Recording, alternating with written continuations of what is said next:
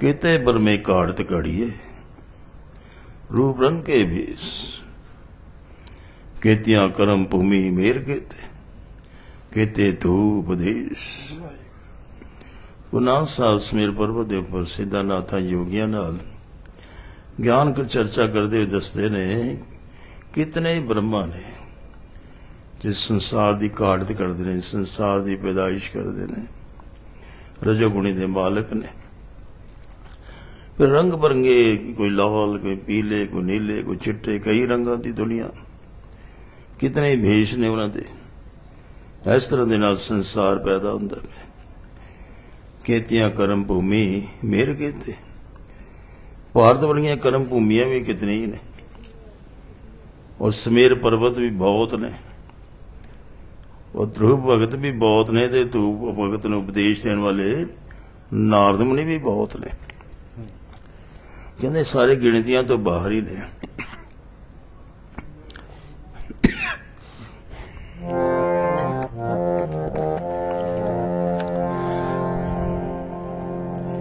इंद्र नाम दे एक ब्राह्मण होए,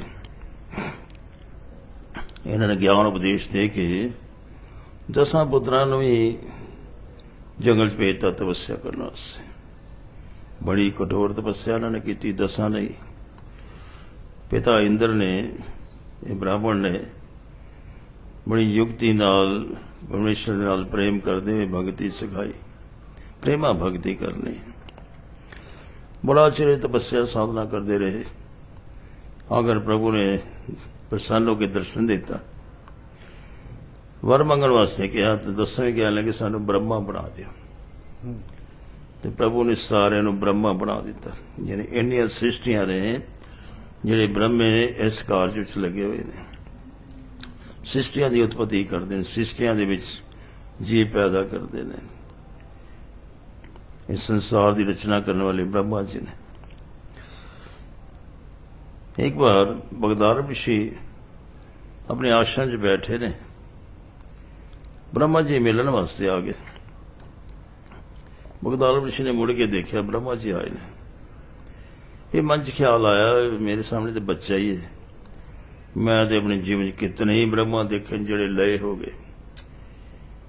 4 युग जदों बतीत होंदे ने ते ब्रह्मा जी का एक दिन बनता है। तो 100 साल की उम्र है ब्रह्मा जी की। एक दिन दे विच ब्रह्मा जी के 14 इंद्र जिहड़े ने वो बतीत हो जाते हैं। 14 इंद्र बन जाते हैं एक दिन दे विच ब्रह्मा जी के। और 4 युग जब बतीत होंगे तो ब्रह्मा जी का एक दिन बतीत होंदा है।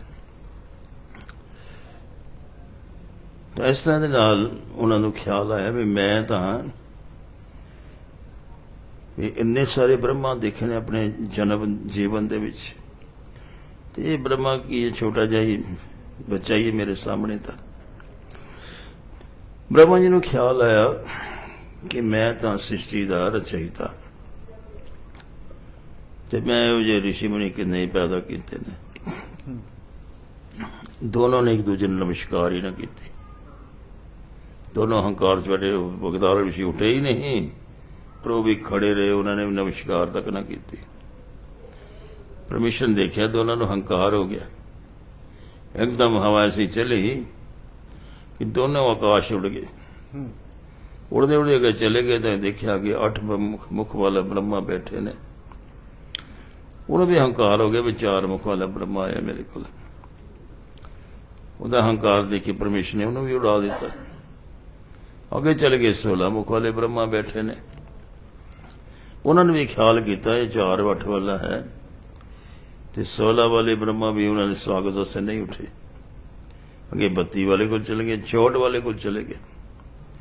इतना जाते जाते 1000 मुख वाले ब्रह्मा को पहुंच गए। सारे चलते गए, सारे नु अहंकार। जब 1000 मुख वाले ब्रह्मा जी को पहुंचे सारे ही, उसने उन्होंने उठ के बड़ा ही स्वागत किया। आओ जी ब्रह्मा जी बैठो, विराजमान हो। बड़े सत्कार ने सारे सिंघासन से बिठाया। हाथ जोड़ के बेनती करते हैं, दसो मैं की आपकी सेवा करा, किस तरह पधारे आप। वो सारे शर्मिंदा जे हो गए भी 1000 मुख वाले ब्रह्मा कितने प्यार नाल मिठे बचना नाल स्वागत करते बोलते रहे, दसो कोई सेवा दसो, आप किस तरह पधारे। शर्म ने मारे को बोल ही नहीं सके। अगर बार बार पूछने ते कहने लगे जी सानू हंकार हो गया सी, असी इतने बड़ी सृष्टि नू सजाते हैं, पैदा करते हैं। हजार मुख वाले ब्रह्मा कहणगे मेरे वर्गे तो परमेश्वर के रोम रोम दे विच कोटन कोट ने, एक एक रोम दे परमेश्वर दे साडे वर्गे करोड़ा ही ब्रह्मा ने, अंत ही कोई नहीं। इस तरह जो कहा फिर उन्होंने हंकार नाश होया। कहते इस सृष्टि है ये अगे तो अगे पता ही नहीं कितनी सृष्टि ने, कितने ब्रह्मा ने, और मेरे ब्रह्मा तो महाराज दे एक एक रोम च करोड़ा ने। सब का हंकार दूर हो गया।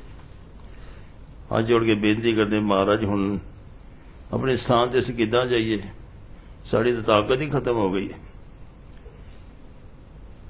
हजार मुख वाले ब्रह्मा कहणगे परमेश्वर तो माफी मंगो, अपने आप तुहानूं अपने स्थान से पहुंचा देणगे।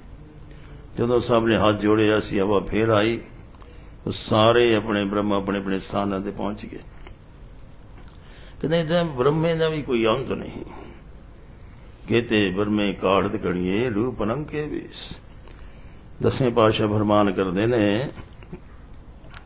कालपुरख की देह में कोटक विष्णु महेश, एक नहीं करोड़ा ही विष्णु महेश ने। कोट इंद्र ब्रह्मा के थे, रस करोड़ जलेश, सूरज चंद्रमा भी करोड़ा ही ने, जलेश जल देवता भी कितने ने, कोई हिसाब नहीं। पंजे पातशाह बनाने कोट विष्णु किने अवतार, कोट ब्रह्मंड जाके धर्मसाल, कोट महेश उपाय समाये, कोट ब्रह्मे जग साजन लाए। करोड़ा ही ब्रह्मे कहते इस जग की साजना वास्ते लाए हुए ने। इतने परमेश्वर की रचना ऐसी है। कहते फिर कहतियां कर्म भूमि केर, ये भारत भूमि को कर्म भूमि कहा जाता है, जिते कर्म हुंदा है, कर्म फल लायक हुंदा है। बाकी भोग भूमियां ने, जिते कर्म करके उत्थे भोग भोग सकते हैं। और कर्म भूमि होंदी जिथे जिन्हों रसोई कहा जाता है। भोजन रसोई च बनता, भावें जिथे मर्जी बैठ के खाओ, बनेगा रसोई दे विच। भावें किते बाहर लॉन च बैठ जाओ, बैडरूम च बैठ जाओ, ड्राइंग रूम च बैठ जाओ, किते भी बैठ के भोजन कर सकते हैं। कोई बस चलने बसा च खा लेंदे ने, लेकिन बनता रसोई च। इस तरह तपस्या साधना सेवा भारत च होती होंदी है। इहदा फल किते भी जाके ले लो। कहते इहो जिहियां कर्म भूमियां भी बेअंत ने। मेर के थे समेर पर्वत भी कोई अंत नहीं, कितने ने।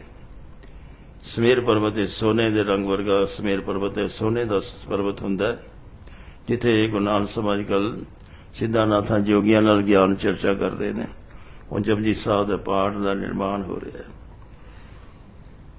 सोने रंग ने अलौकिक पर्वत इहनूं कहा जाता है, जिथे देवी देवता का निवास है। और 84,000 योजन धरती तो उच्चा है। इसकी ऊंचाई है 84,000 योजन, 8 मील का योजन होंदा है। और धरती की नभ भी स्थित है। और ये धरती के ऊपर भी नहीं है, तो धरती के ऊपर भी है, तो धरती के वखरा भी है। यानी इस धरती के लोग दर्शन ही नहीं कर सकते। सिद्धनाथ जोगी पूछते सन गुरु नानक साहब तुसीं किद्दां आ गए थे, ये तो इंसान आ ही नहीं सकता। यानी मात लोग तो नहीं है वो। 84,000 योजन धरती तो उच्चा है। और सूर्य अस्त हो जाता जदों ते अग्नि बन जाता है, अगन वर्गा होकर सारी रोशनी प्रकाश कर देता है। फैलाव का 16,000 योजन है, ऊंचाई 32,000 योजन है, 8 मील का एक योजन होंदा है। पूर्व संरक्षण वास्ते इंद्र देवता ने पूर्व दिशा में ये संरक्षण करते हैं। इंद्र देवता पश्चिम दिशा च वरुण देवता संरक्षण करते हैं। उत्तर दिशा धन कने कुबेर ने, और दक्षिण दिशा यमराज आप होंदे ने। इस तरह संरक्षण वास्ते देवता की ड्यूटियां लगी हुई ने। और सब तो उपर ब्रह्मा देवता का स्थान है। 33 करोड़ देवी देवता उस नीचे निवास करते हैं। फिर अप्सरा रहिंदियां ने, गंधर्व रहिंदे ने, यक्ष रहिंदे ने, काग नाग रहते ने, फिर सिद्ध योगी रहते ने और सूर्य देवी की परिक्रमा करते हैं। जिस तरह माला दे विच समेरू हुंदा है, सब तो उच्चा हुंदा है और उस तो मोड़िया जाता, उन्होंने लंघिया नहीं जाता। इस तरह समेर पर्वत में भी लंघिया नहीं जाता। जम्मू दीप दे जाके इसनूं किनारे ते भगवान ने लवाया सी। बड़ी तरह दे उहदे अंदर नदियां ने, शहद दी नदियां, दुध दी नदियां, दही दी नदियां और फिर नाल ही विचित्र तरह के फल ने, मिठे फल ने, तरह तरह के फल ने और सारे तरह के भंडार ने, हीरे नीलम जवाहरात, सारी तरह की नदियां ही चलदियां ने। इतने ताने नाल भरपूर है वो। ऐसा समेर पर्वत जिहदा सब तो उच्चा है, सूर्य देवी की परिक्रमा करते हैं। उस जगह ते बैठ के गुरु नानक साहब सिद्धानाथां जोगियां नाल ज्ञान चर्चा कर रहे हैं और फरमान कहते केतियां कर्म भूमि मेर केते, समेर पर्वत के हिसाब ने कितने केते धू उपदेश।